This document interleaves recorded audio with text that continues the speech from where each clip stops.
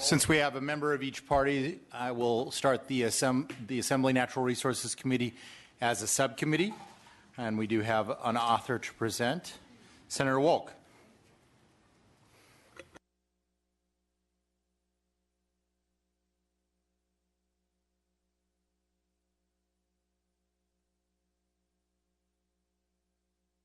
Please proceed.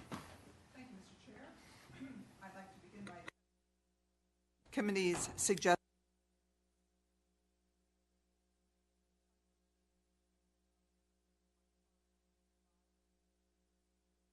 which will allow the Cache Creek Resources Management Plan to serve as the functional equivalent of a reclamation plan for non-commercial extraction.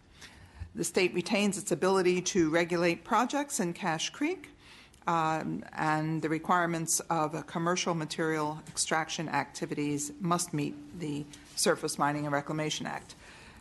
Furthermore, SB 1133 allows for a streamlined permitting process, which recognizes the unique circumstances of the creek. This is ironic for me. I was on the Board of Supervisors in 2000 when the first Resources Management Plan was put together. Legislation was carried by Helen Thompson to allow for that to occur, and this is after 16 years. We know it's fine. I ask for your aye vote. Don't worry, Senator. I'm also in that mode of trying to tie up loose ends. Do you have any witnesses? For information only, if you like, from Yolo County. Alex? And then other witnesses in support?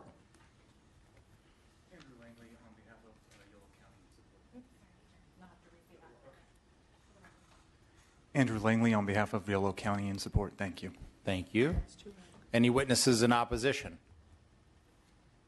Any questions or comments from the subcommittee? Senator, we will, once we have a quorum, take up a vote. Would you like to close? I would like to thank you for your consideration and thank you for your aye vote. Thank you, Senator.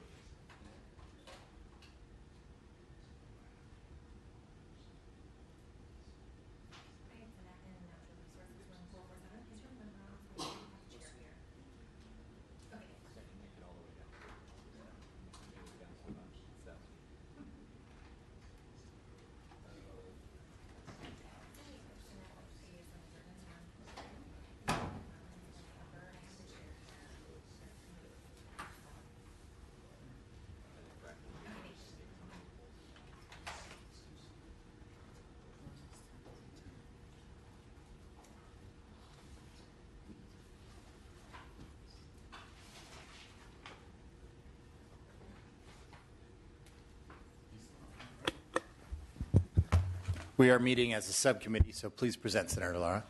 Thank you, Mr. Chair and members. SB 1008 would extend the current CEQA exemption deadline for the Los Angeles Regional Interoperable Communication System project for 3 additional years. The system will provide direct communication interoperability between law enforcement, fire, federal, state, and military agencies in a major disaster such as a flood, fire, earthquake, or terrorist incident in LA County. The exemption will not apply to undeveloped or privately owned land. It will apply to project sites on publicly owned land where telecommunication infrastructure is already located, such as existing police or sheriff station sites, which already contain an existing antenna support structure. Project sites will not be located in environmentally sensitive areas, such as wetlands, and would not adversely affect historical resources.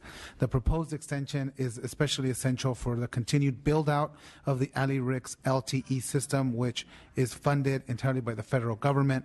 The extension would allow much-needed additional time for Ali-RICS projects to be constructed, completed on time, enabling first responders to communicate in all emergencies and on major disasters.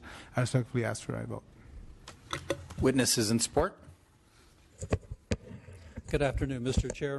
Chair, and members of the committee. My name is Pat Mallon, and I represent the LA-RICS Authority. The public safety officers in the County of Los Angeles request your support of SB 1008, which will allow a 3-year extension to the existing limited CEQA exemption granted in 2012. The bill would expedite the completion of 2 public safety communication systems, one for data and the other for the traditional type of voice communications. The CEQA exemption is narrowly focused and applicable only to existing publicly owned communication sites and law enforcement facilities. The data systems of today, much like you have with your Verizon and AT&T phones, require public safety responders to use commercially provided data systems. There is no prioritization for use of the system capacity, even during emergencies.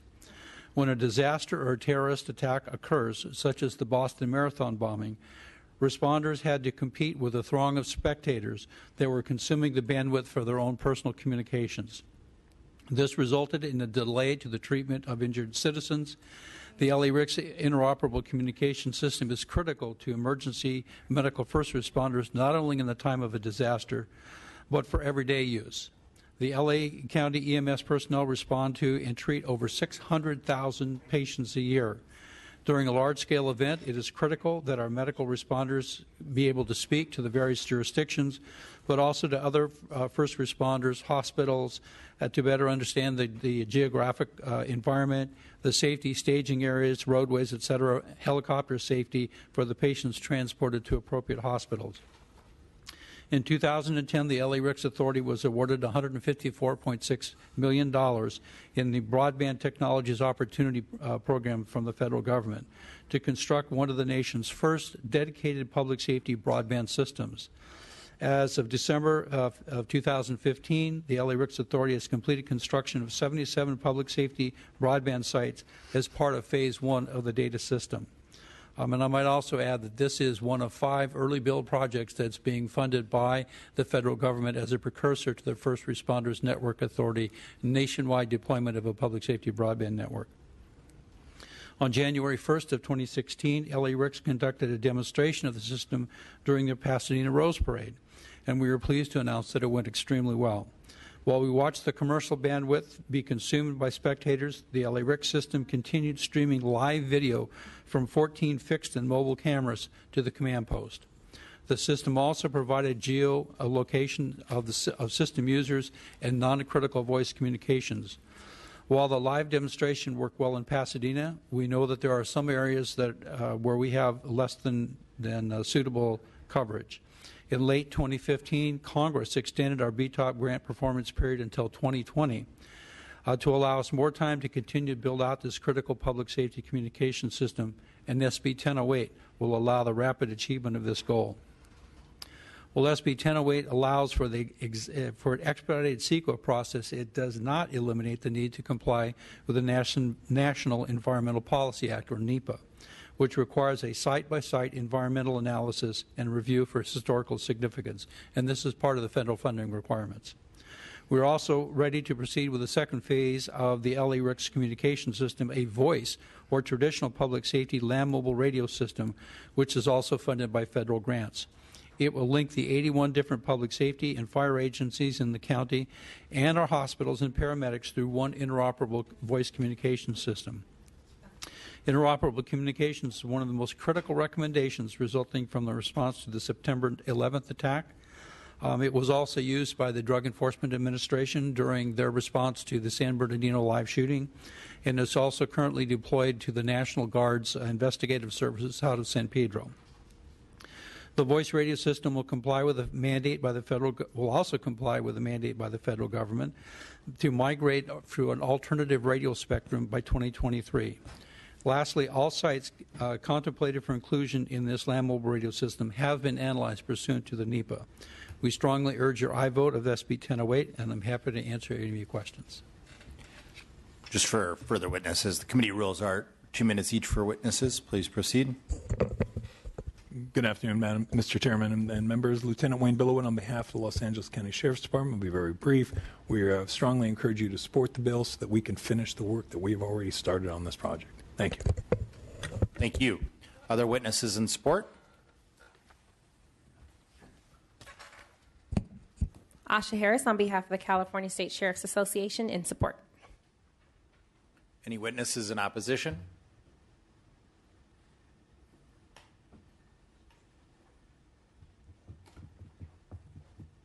Kyle Jones with Sierra Club California in opposition. Kelly Doe with California League Conservation Voters in opposition. To the committee or subcommittee? Mr. Hadley. Thank you, Mr. Chairman. Two quick questions, maybe for the representative from LA-RICS. The first is, these networks don't ever tend to be finished. You're all, as the growth of data, the growth of communications traffic in situations like this over time.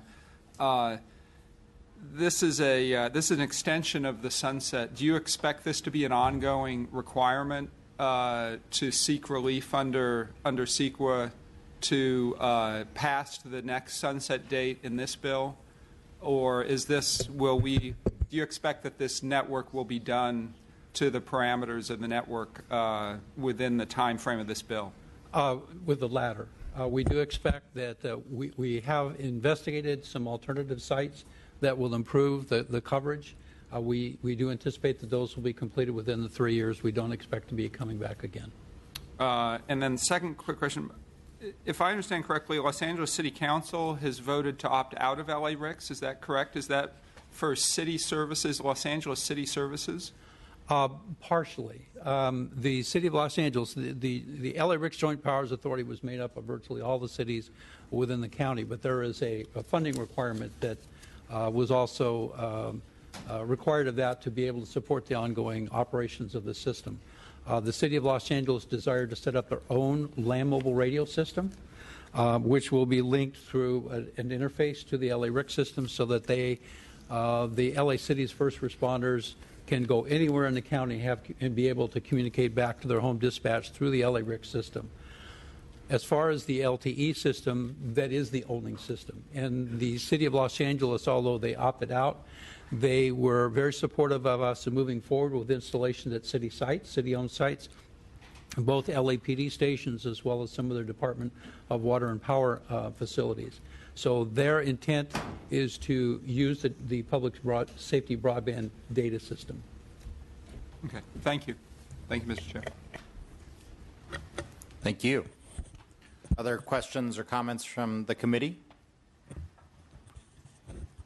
Once we have a quorum, we will entertain a vote. Would you like to close? Absolutely. Thank you, Mr. Chair. And just to, again, reemphasize Senator Hadley's question, the first phase of the LTE build-out is already complete, and the construction for phase 2 will be beginning in spring of 2017 and subsequently completed within the 18 months, so well within the time frame of the extension. Respectfully ask for your aye vote when you have quorum. Thank you. Thank you. Senator Galgiani.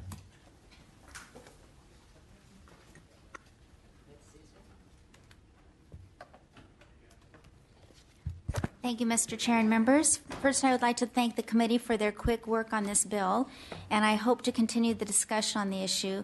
I accept the committee's amendments pertaining to providing unbundled parking.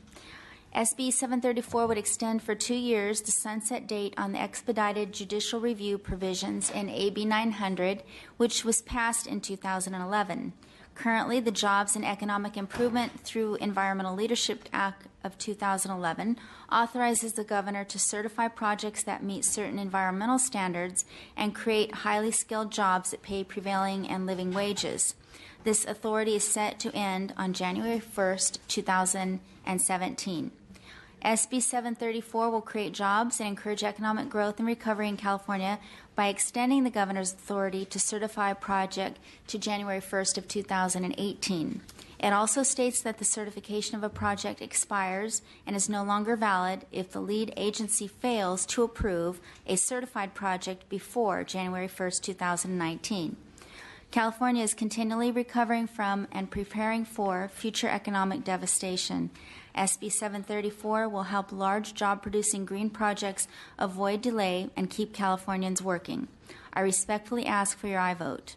With me today are Lori Goldman, President of the Friends of the Hollywood Central Park, and Cesar Diaz with the State Building and Construction Trades Council of California to testify in support of the bill. Thank you. Witnesses, please proceed. Thank You have 2 minutes each. Thank you, Senator. Good afternoon. I'm Lori Goldman. I'm president of Friends of the Hollywood Central Park. Orient you, Hollywood Freeway, built in a trench. We intend to cap it with a 38-acre park, just so you know what I'm talking about. We're creating this park to knit the communities in Hollywood back together again. They've been separated for more than 60 years. It's a dense, diverse neighborhood, and we're using the 6 principles of a sustainable community in our park, and we're working with the Obama administration to prioritize ecosystem restoration in urban areas and expose urban youth to parks. In order to streamline litigation for the projects, we have the ELDP, and the judicial review process will help the park with potential litigation from those in our community that believe in the build absolutely nothing anywhere near anyone. So our bananas in Hollywood, and this will help me. We create more than 35,000 jobs at prevailing and living wage. The park will cost $1 billion, so we meet the $100 million threshold. We're greenhouse gas neutral, except that we will be reducing greenhouse gas emissions because of the 15,000 trees that we're planting. We are near 3 subway stations. We connect to the city's bike plan. We have our own bike plan. Our senator is Kevin De Leon and Van Allen, and Richard Bloom and Mike Gatto are our assembly members. They support our park. I ask you for an aye vote. We'd like to begin construction in 2017. Thank you. Thank you. Mr. Chair, members, Cesar Diaz on behalf of the State Building and Construction Trades Council. We've been supporters of the original legislation, AB 900. I've seen the program applications come in. Some worthy projects, of course, that have created thousands of jobs, particularly as the analysis points out, in the Apple II campus has been a huge success for our members to be able to not only employ members in those regions, which right now are seeing a lot of income inequality and in terms of pressures on housing. That's also been an issue there, but it also has allowed people that have been formerly incarcerated also to enter into the apprenticeship programs, creating opportunities for people that have made mistakes. Through this project, they were able to then enter rather quickly into the apprenticeship programs upon exit from pre-apprenticeship program status. So we're very supportive of the policy. We believe that a lot of the protections are in place and could be accountable to the legislature as well as OPR to make sure that they're actually following through. We also want to point out the importance of the streamlining requirement also coming with a protection for workers, having the prevailing wage and making sure that if the prevailing wage is enforced, then most likely that the contractors are actually building these projects will follow that type of wage standard for those local workers. We also believe that some of the the private developers are entering into project labor agreements. That in and of itself ensures that there's going to be compliance, so the state will be saving money by not having added enforcement requirements on those projects. So for those reasons, we believe this bill fixes a lot of the issues of the AB 900 and urge your aye vote. Thank you. Thank you. Good afternoon, Mr. Chair, members. Anthony Sampson with the California Chamber of Commerce. Pleased to support this measure. It's a rarity, albeit a pleasure to be on the same side of a CEQA issue as Mr. Diaz. Any other witnesses in support? Witnesses in opposition? You're welcome. You stay here.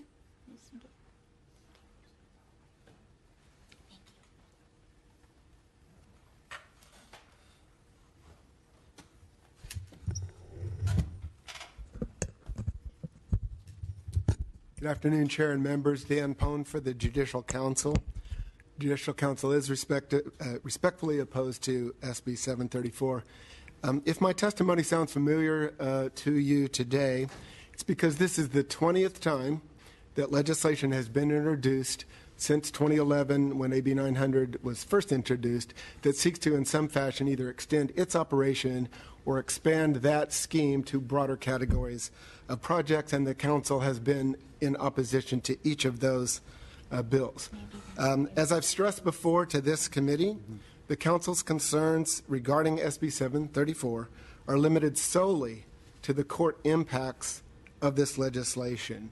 The Council is not expressing any views whatsoever on CEQA generally or the merits of the underlying projects that might be eligible if this bill were to become law and AB 900 were expanded.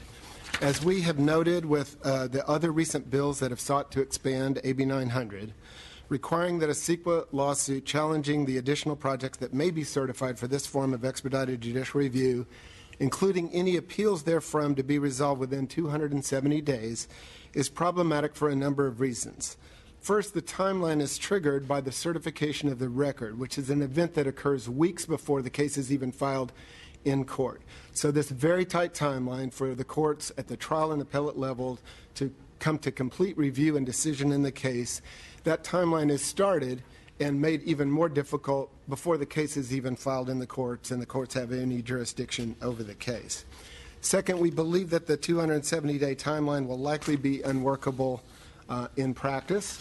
And third, and perhaps most importantly, if this bill is enacted, the expedited judicial review requirements for any additional projects that may be certified under AB 900 will likely have an adverse impact on other cases. CEQA cases are already entitled, as you know, to calendar preference, and there are specially trained judge requirements that apply in most counties. The ultra sort of calendar preference that is established by AB 900 has the practical effect of pushing all other cases on the court's docket to the back of the line, including, for example, cases involving the Homeowner Bill of Rights, human trafficking, DV restraining order cases, as well as other cases that currently have statutorily mandated calendar preferences, such as juvenile cases, criminal cases, and civil cases in which a party is at risk of dying. So, to sum up, this super accelerated judicial review approach is just fundamentally at odds with the mandate that the judicial system has for treating all cases on the court's docket equally, without respect to the particular resources or the type of project or the issue that is before the court. And then finally, the delays in the administration of justice that are likely to occur as a result of this expansion would likely be even more pronounced in light of the ongoing fiscal limitations that are faced by the branch that you're all very familiar with. And it's for all of these reasons that the Judicial Council respectfully must oppose SB 734. Good afternoon, Chair, members of the committee. Kyle Jones with Sierra Club, California, also in opposition. We were opposed to the original AB 900 on policy grounds and continue to do so. We don't think that the expedited judicial procedure is necessary and, in fact, squashes community involvement in projects and their ability to get any recourse should they need to seek it. I guess I just would like to note that since AB 900 has passed, there's been very few projects who've availed themselves of its streamlining effects, and most recently, being the Kings Arena, which sought special legislation similar to what was in AB 900. But I would note that legislation included stronger protections for the environment with regards to energy efficiency of the buildings, requiring, I believe, a LEED gold instead of LEED silver. And so I think that since AB 900 is passed, we've identified areas in which the legislation could actually better protect the environment, and we'd hope that going forward, those considerations would be taken up. Thank you.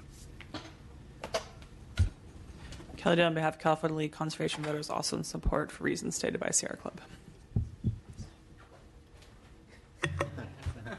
That was in opposition, sorry. Any other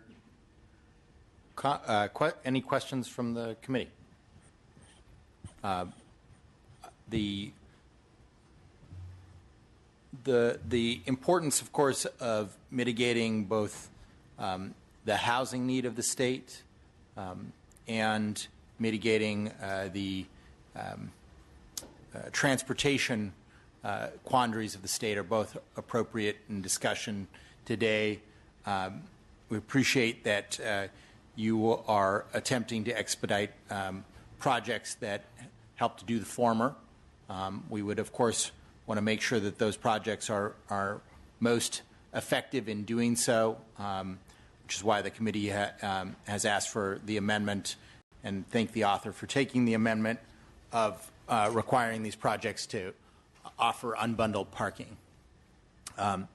Essentially, if we are wrestling as a state with the affordability of market rate housing, and we require everyone who buys an entry-level home to also purchase $100,000 worth of parking, even in an urban setting where that might not be necessary, that drives up the market price of housing. It also prevents us from trying other strategies, especially one that has, in this case, projects that have such good proximity to job centers. So we appreciate the open-mindedness of the author to unbundled parking, and of course, I think we will see more of this in urban planning projects as we face really the desperation for the out-of-control cost of housing and for the lack of available housing. With that, we will take up the bill for a vote once there is a quorum here. Would you like to close? I wanted to point out one thing, and that was that lawsuits were referenced, and there was one lawsuit against there were lawsuits against one project, and that would be the Kings Arena, and the lawsuits, including appeals, were resolved within 267 days after certification of the record. So I just wanted to point that out, and I respectfully ask for your aye vote. Thank you.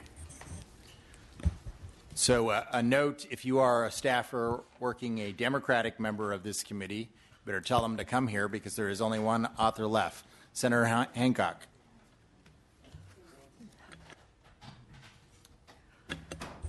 Let's take roll. Williams? Here.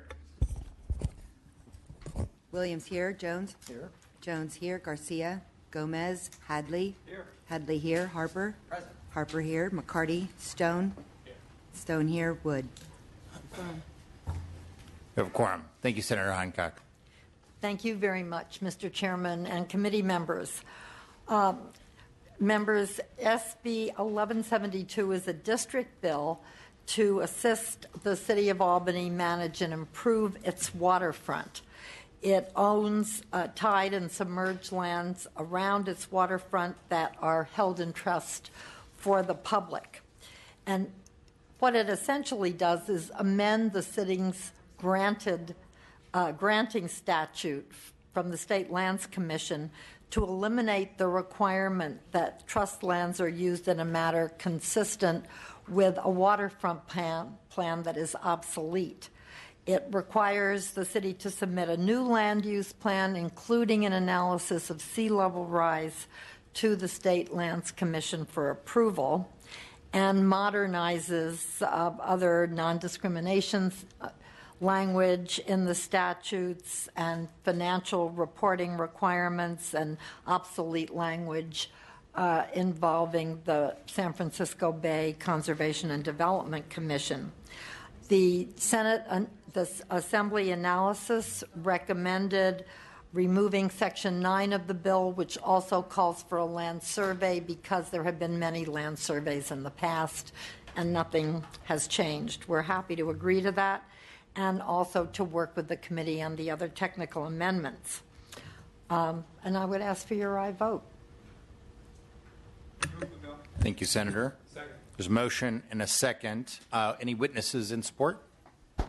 Yes, thank you, Mr. Chair and members. Sherry Pemberton on behalf of the California State Lands Commission in support of SB 1172. Thank you. Thank you. Any witnesses in opposition?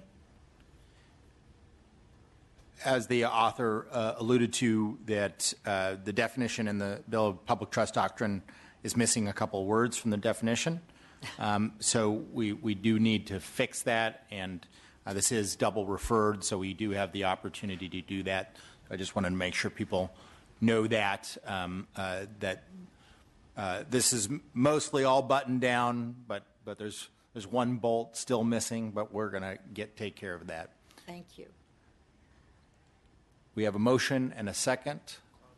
Would you like to close? Ask for your aye vote. Thank you. Please call the roll. This is due pass as amended to local government. Williams? Aye. Williams, aye. Jones? Aye. Jones, aye. Garcia? Gomez? Hadley? Aye. Hadley, aye. Harper? Aye. Harper, aye. McCarty? Stone? Aye. Stone, aye. Wood? 5-0. Your bill is out. Thank you very much. Why don't we take up several of the bills for a vote? Can I get a motion on the first bill we heard, Senate Bill 1133 by Wolk? So moved. Second.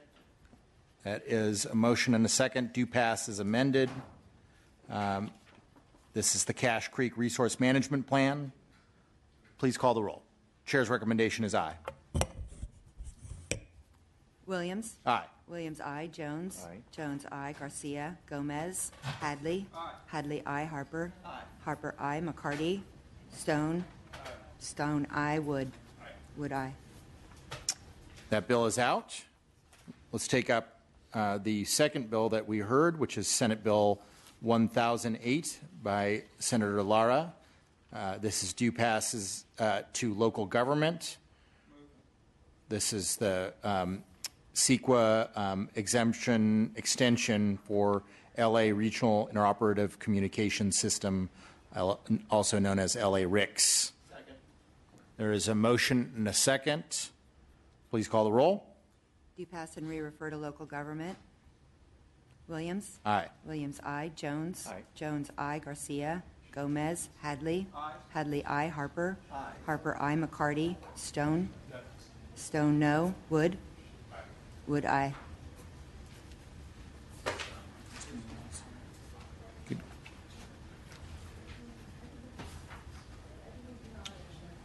And the third, we'll go.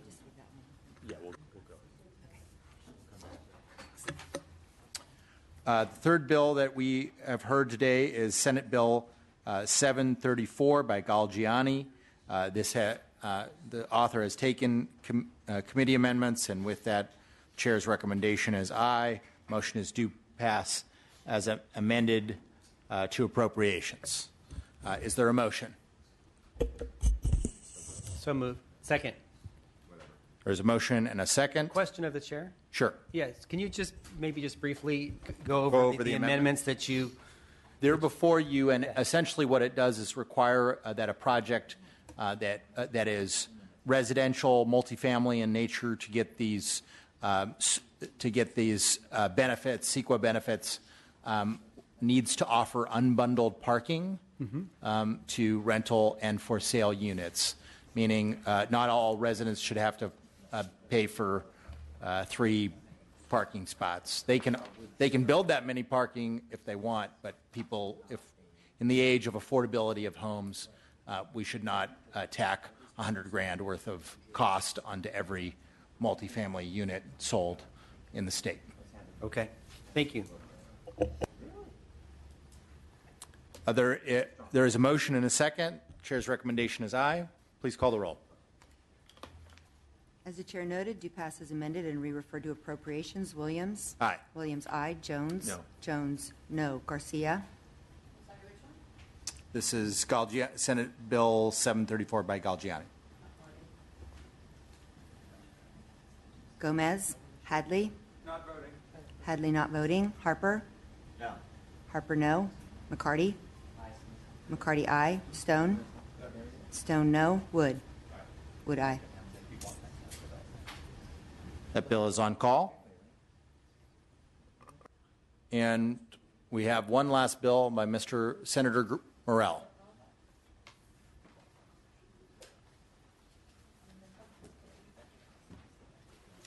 No.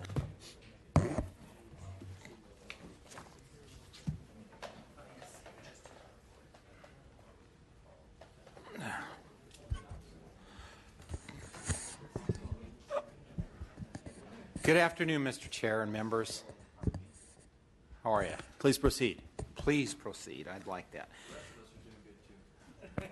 I only asked him, though. SB 1136 is a simple transparency measure which will ensure that this legislature and our constituents adequately understand how their SRA fee, fire prevention fees, are being spent.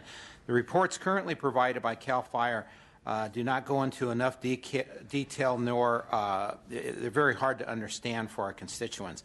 And so, though I represent a small rural area, there has been a number of people upset about this fee. I've actually held 3 town halls, and each time the room was packed. And so, they want to know how this money is being spent, and they want to itemize their tax dollars. So, after 6 months of requests from us, CAL FIRE finally did get a report that does present the information my constituents are speaking, but it does not contain detailed itemizations. It contains some, but we need more. So as of today, I'm still waiting for an itemized accounting, such as equipment purchase information, a description of each position, and how it's going to be paid for through the SRA fees. This is exactly why I believe that enacting this information would be essential for our constituents. CAL FIRE has shown they are very good at providing this information we seek. Therefore, this is a reasonable request. Receiving one satisfactory report will prevent any misgivings about SRA fees. In addition, the existing reporting requirement sunsets next January. So this bill extends that sunset date to January of 2021, which is essential for our constituents who are wanting to know how their money is being spent. SB 1136 has received no opposition and is supported by the rural county representatives of California, Senator George Runner, and many other constituents who reside in many of these SRA areas. In addition, SB 1136 was passed in the Senate, and I thank you, Mr. Chair and members, and respectfully ask for your aye vote. Senator, I just want to clarify, are you accepting the amendments as well? Yes. Thank you. Do you have witnesses in support? Witnesses in opposition? And Andrew Langley on behalf of the County of Riverside in support. Thank you. Thank you. Witnesses in opposition? Questions from the committee? Mr. Wood. Well, first of all, thank you very much for bringing the bill forward. I represent a very large rural district, and that is probably the least popular thing that has come out of this building in a long, long time, SRA fees. So I'm curious, rather than a bill, did you consider a request to audit this program rather than doing this through a bill? Well, here's what I did is there was a little section here, if you'd like to pass those out to the members. It's about a half inch on how they spend $30 million. And it took, I know CAL FIRE is busy, but it took them about 6 months to sort of itemize it from one column into 4 columns or 5 columns, which still isn't satisfactory for my constituents. And so, you know, we'd like even more. I think our constituents deserve that. And so at that point, we felt it was necessary for a bill. Okay. Thank you. Thank you. And so the 2 pages you'll see, and if you have any questions, let me know. There is motion and a second. And I do want to tell you, Senator, I appreciate you doing the bill and appreciate you taking the amendments to make it a little bit even better. So would you like to close? No, I just thank you very much for listening and would appreciate an aye vote. Thank you. There's motion and a second. Please call the roll. Chair's recommendation is aye. The motion is due pass as amended and re-refer to appropriations. Williams? Aye. Williams, aye. Jones? Aye. Jones, aye. Garcia? Gomez? Hadley? Aye. Hadley, aye. Harper? Aye. Harper, aye. McCarty? Aye. McCarty, aye. Stone? Aye. Stone, aye. Wood? Aye. Wood, aye. Gomez, I'm sorry, I didn't see you walk in. Oh. Aye. Thank you. 8-0, that bill is out. Thank you, thank you, thank you. Thanks, Jimmy.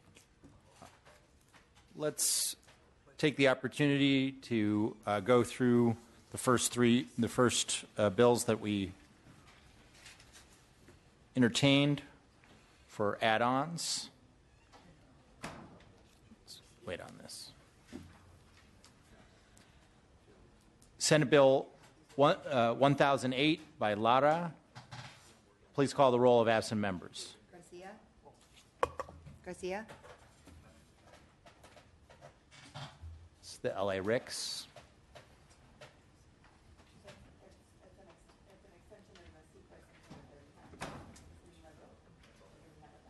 No, it's out. Garcia, aye. McCarty? Aye. McCarty, aye. That bill is. What about Gomez? Sorry, you're correct. Gomez? Aye. Gomez, aye. That bill is out. Senate Bill 1133 by Wolk. Motion is due pass as amended. We refer to appropriations. Garcia? Aye. Garcia, aye. Gomez? Aye. Gomez, aye. McCarty? Aye. McCarty, aye. 9-0, that bill is out. And then Senate Bill 1172 by Hancock. This is the Albany NEC. Due pass as amended and re-refer to local government. Garcia? Aye. Garcia, aye. Gomez? Aye. Gomez, aye. McCarty? Aye. McCarty, aye. Wood? Wood, aye.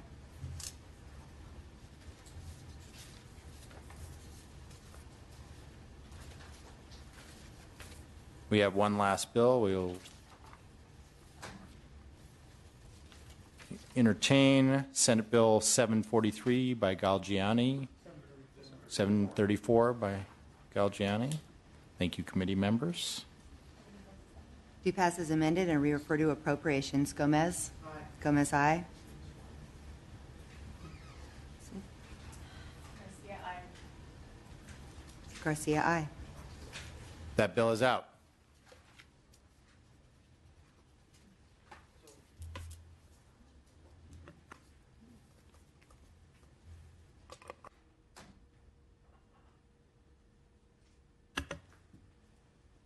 Hereby adjourn this meeting of the Assembly Natural Resources Committee.